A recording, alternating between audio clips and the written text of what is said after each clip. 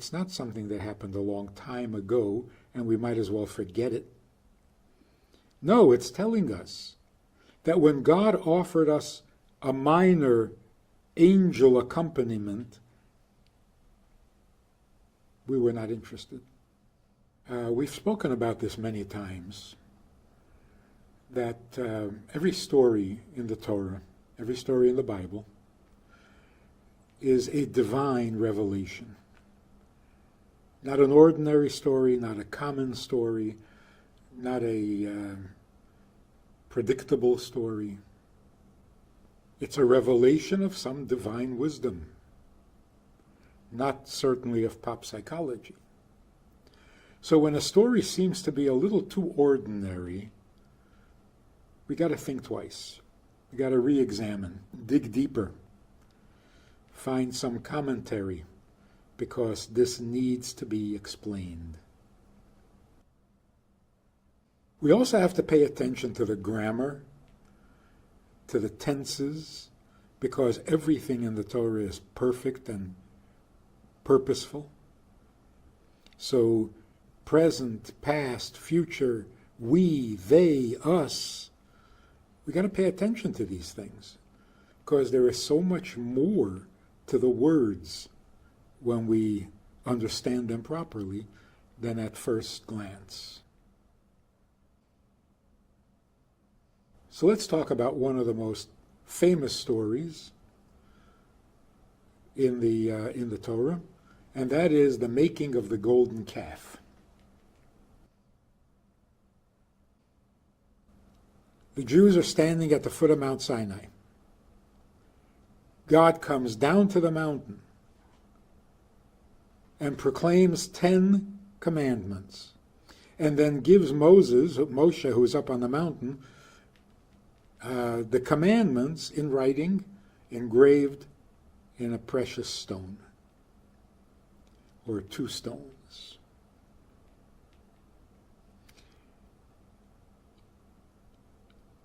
Where did this golden calf come from? How is it possible that they hear from God himself, "You shall make no graven images," and then 40 days later, they're worshiping a golden calf? How is that possible? And the ordinary, conventional explanations don't hold water, because it shouldn't be possible. So let's take a look at the wording of the story. Moshe says to the people, "I'm going up to the mountain. I'm going to be there for 40 days. And on the 40th day, before noon, I will return." On the 39th day, the people expected Moshe to show up, because they assumed that the day that Moshe told them that it's going to be 40 days was day number 1. But it wasn't, because part of that day had already passed. And when Moshe said 40 days, he meant 40 complete days. So the 40 days began the night, because the night precedes the day. So the 40 days began the night after Moshe told them that he would be back in 40 days. So they misunderstood, they miscalculated, and they said, "This man, Moshe, we don't know what happened to him. Looks like he's not coming back." So we need a replacement, a substitute for Moshe. Some leader, some indicator as to how we should travel, when we should travel, how do we get to Israel, which is where they were headed. Now the people approach Aaron, Moshe's brother, and they say, "We need a substitute for Moshe." Aaron says, "You got gold?" And they immediately handed all their gold over to Aaron. Aaron throws it into the fire, and out comes a golden calf. Nobody carved it. Nobody created it. They threw the gold into the fire, and a calf shows up. And then the people said, "This is your God, O Israel, who took you out of Egypt." So there are a few things we need to understand here. They started off saying we need a substitute for Moshe. So whatever they were going to create was going to be a leader, a compass that will guide them in their journey. But then the golden calf comes out, and all of a sudden they're saying, this is your God who took you out of Egypt. That was not the plan. The plan was not to find a substitute God. The plan was to find a substitute for Moshe. So what happened? Number two, who's talking? Who is saying to whom, "This is your God, Israel, who took you out of Egypt"? Your God. If all the people were doing this, then who is speaking to whom? It should be, "This is our God."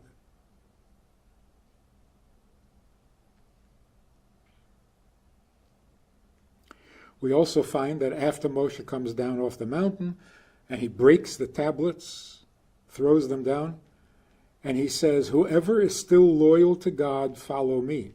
And the entire tribe of Levi, the Levite, all joined him, which means at least one entire tribe did not partake or participate in this plan. So it wasn't the entire people. But who said to whom, "This is your God"? And what does it mean that they threw the gold into the fire and out came a golden calf? How did that happen? What was Aaron's thinking? Certainly, Aaron was not about to participate in anything idolatrous in any way at all, not even peripherally. So what is he saying? "Give me the gold and I'll make an idol for you"?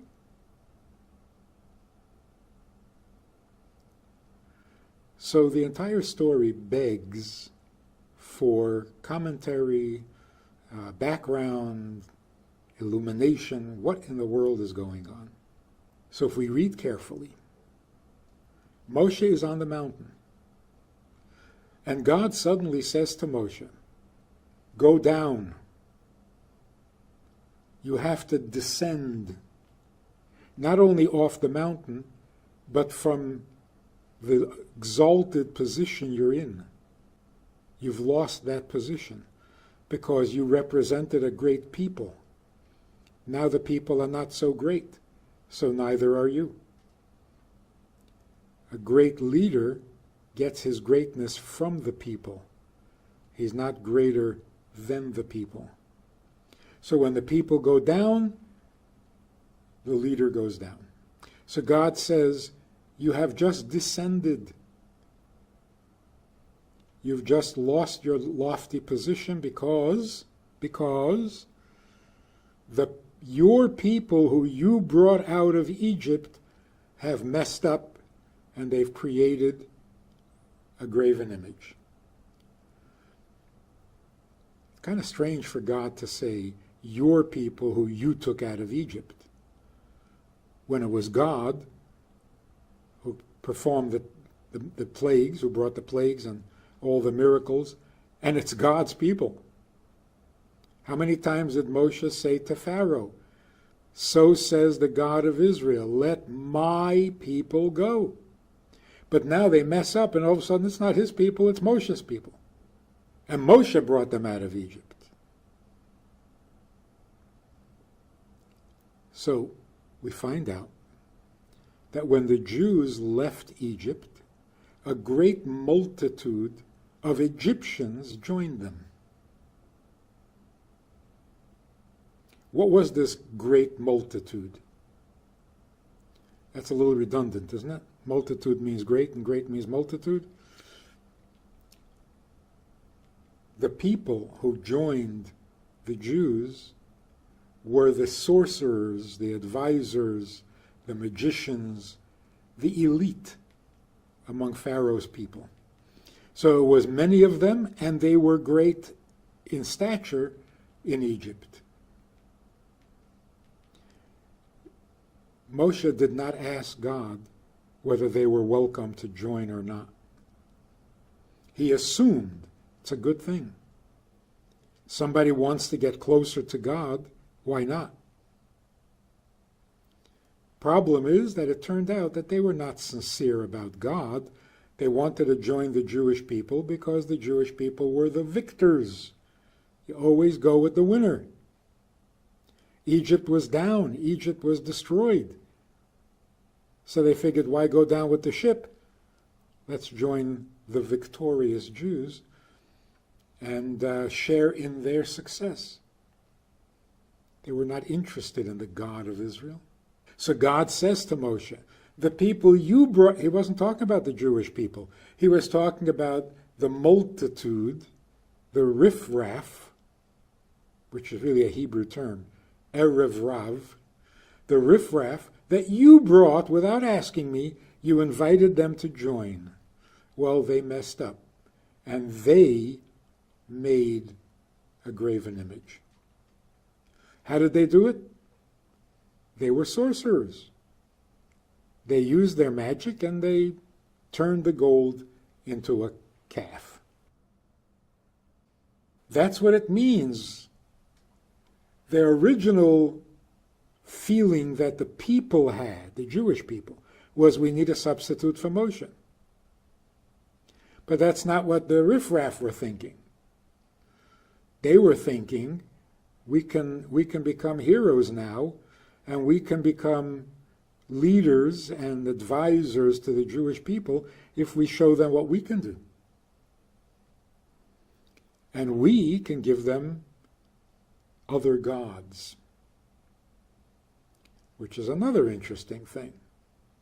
If you look at the words carefully, after the golden calf came out of the fire, somebody said to somebody, these are your gods, plural.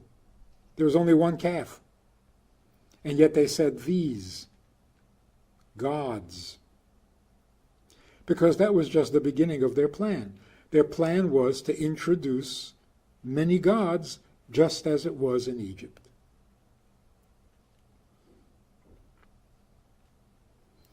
There's an interesting commentary.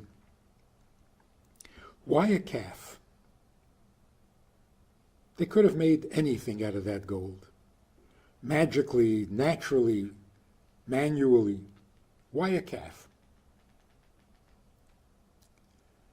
In the blessings that Yaakov gives his children,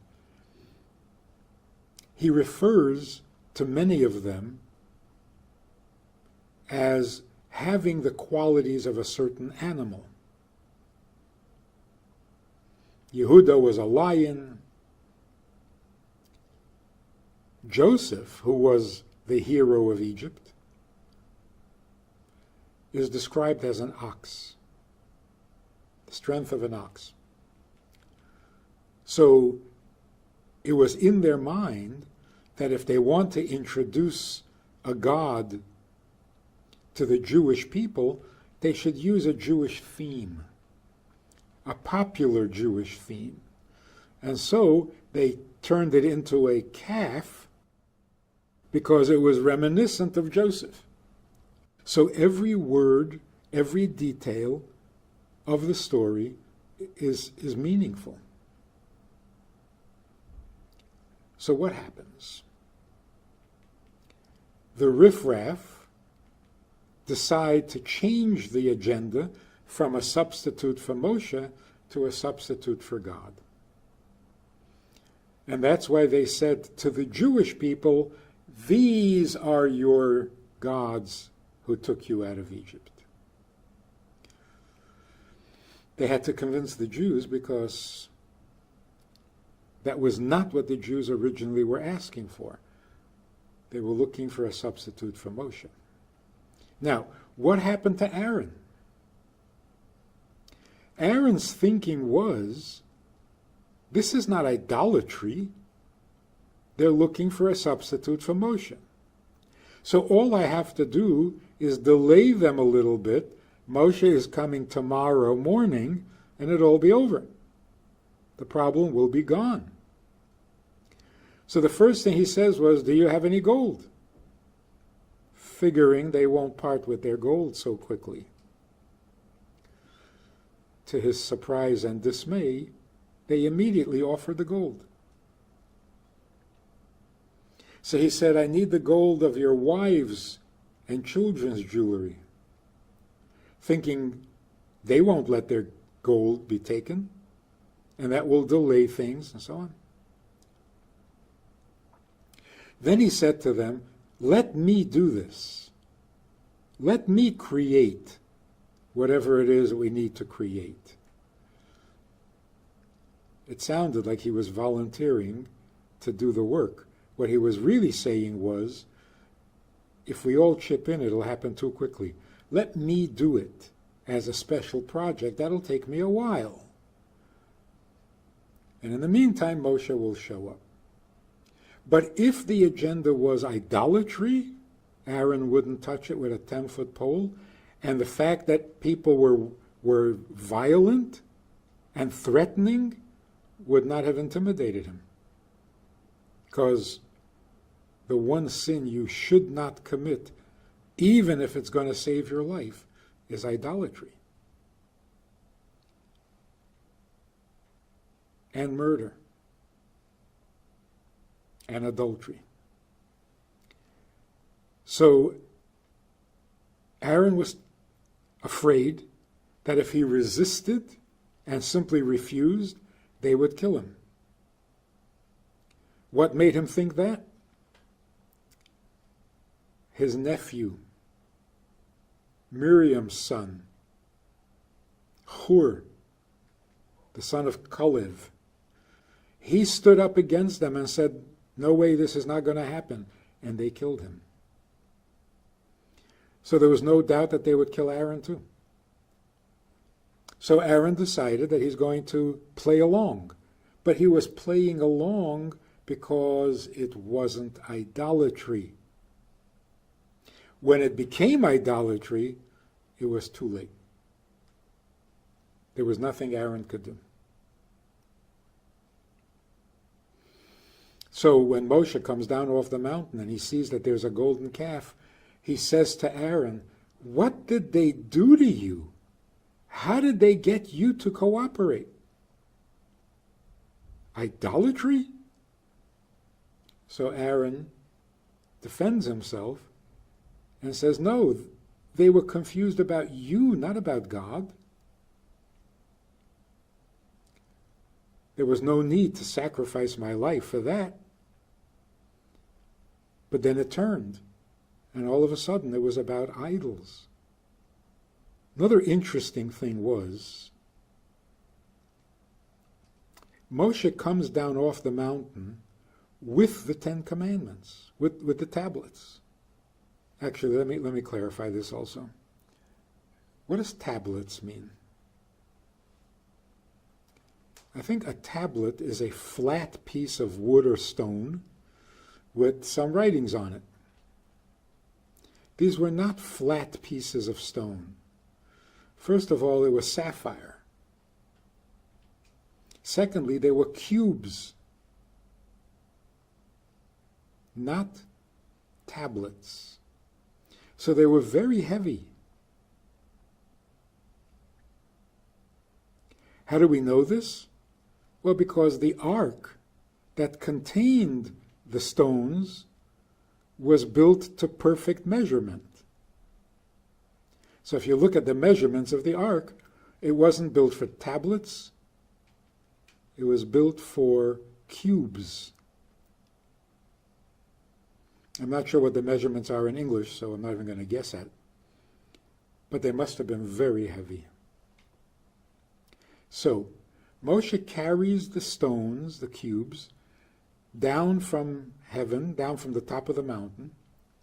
And when he sees the golden calf, he throws them to the foot of the mountain and they break. Why did he carry them down the mountain? While he was at the top of the mountain, God said, your people blew it. They made a graven image. So Moshe should have abandoned the stones right there. Don't even bring them down. Why bring them down and break them? Just don't bring them at all. The purpose in breaking the stones was that the stones were like the contract, the formal agreement. God said orally, thou shalt have no other gods and make no graven images. But that was not necessarily binding. But when it came in writing, etched in stone, that would be a binding commitment, and then Jews would be unforgivable. So Moshe says, no, I'm not delivering this contract. We're not signing it. The deal is off, because if he gave them the written word, then there would be no forgiving them for the idolatry. So to save them, he broke the contract. But then the question is, he could have left it up at the top of the mountain and not deliver it at all.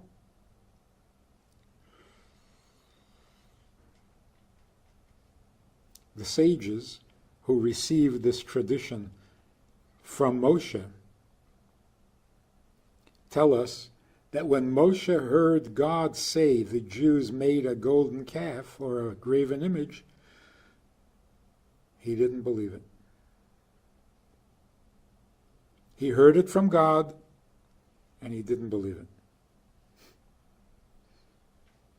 Because that's what a devoted leader does.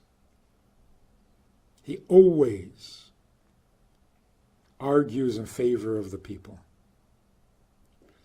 So even when God said they made a graven image, Moshe said, that can't be. Maybe something like a graven image, but not literally a graven image. People would never do that. That was his greatness. But when he saw the golden calf with his own eyes, then he had no choice but to cancel the contract. God actually appreciated and thanked him for doing that. That's the kind of leadership God wants for his people. So now the final question. Is that the end of the story?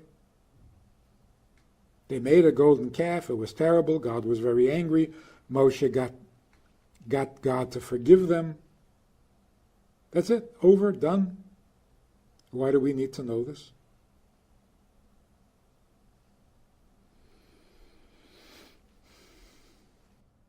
Something happened as a result that we do need to know.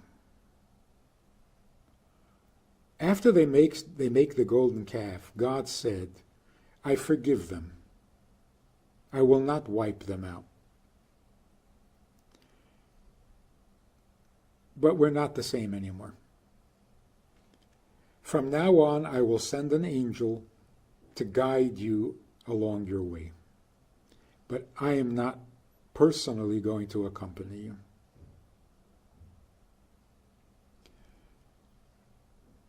The people could not accept this. After they repented and paid the price for their sin,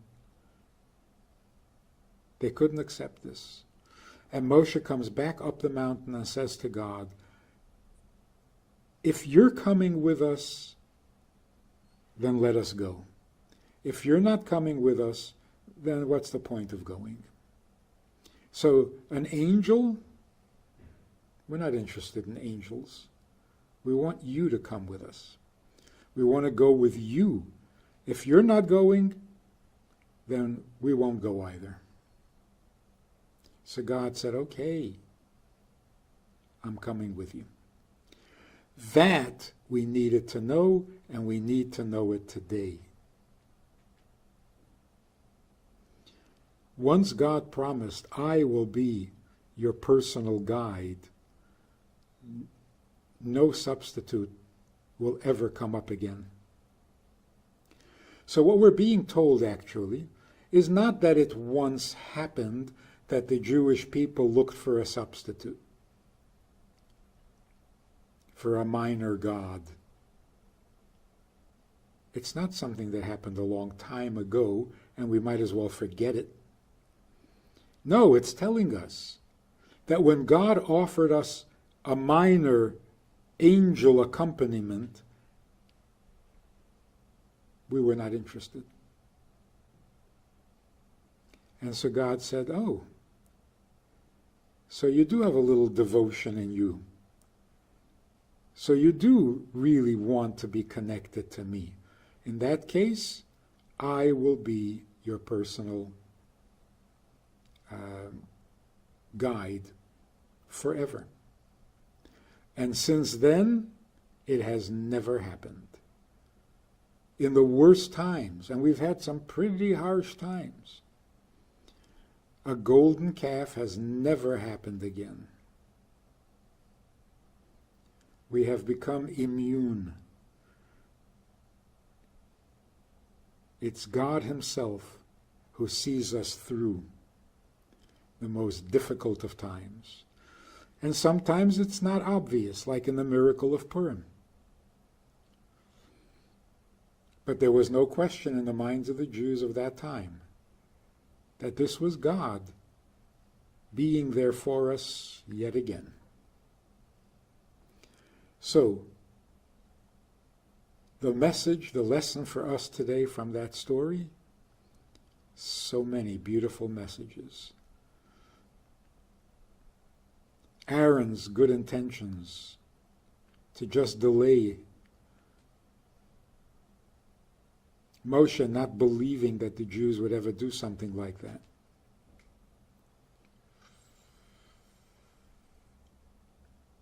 God being moved by the people's devotion, saying, if that's how you feel about me, then that's how I will treat you.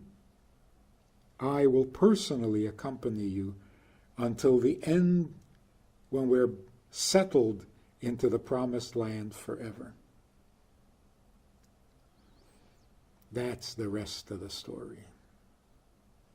We have a Sunday night program for VIPs that you might be interested in. It's informal, it's questions and answers, it's conversation. It's really relaxed, it's really pleasant, enjoyable, informative, and kind of community-like. It's a Sunday night program. There's a Wednesday morning program for the VIPs, and there's a Wednesday night program. All of it just conversation, casual, laid back, unscripted. So join us, take a look, click the link below, and see which of the three suits you best, and join us for some enjoyable conversation.